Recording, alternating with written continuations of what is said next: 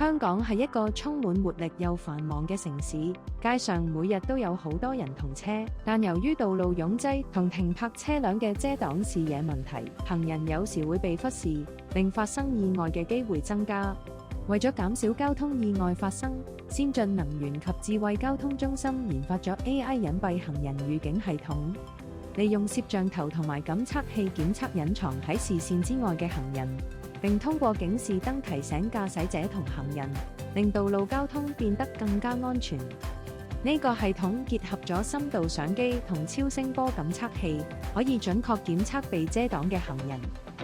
與價錢比較高嘅 LiDAR 相比，呢種系統更具成本效益，而且更加容易安裝喺現有嘅車輛上。呢個系統運用人工智能，可以即時檢測駕駛者視線盲點中嘅行人，並分析佢哋嘅移動數據。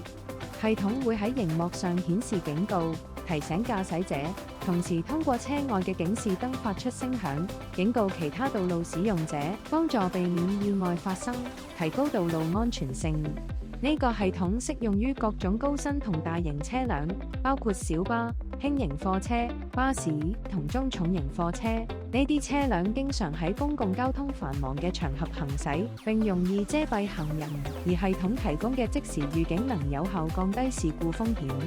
系統經過多種環境測試，包括日頭、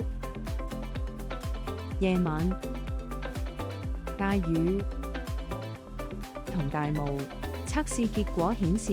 無論喺邊種環境下，系統都可以準確偵測視線外嘅行人，顯著提升行車安全。以下係 AI 隱蔽行人預警系統喺常見情況下嘅應用。超聲波感應器適用於近距離行人，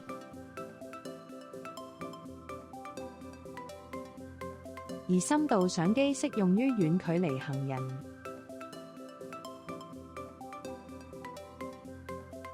AI 隱蔽行人預警系統唔單止經濟實惠，仲可以有效保障行人嘅安全，特別係對於兒童同埋老人。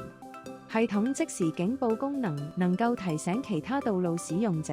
從而促進城市交通嘅安全同流暢性，亦有助於香港發展成為一個智慧城市。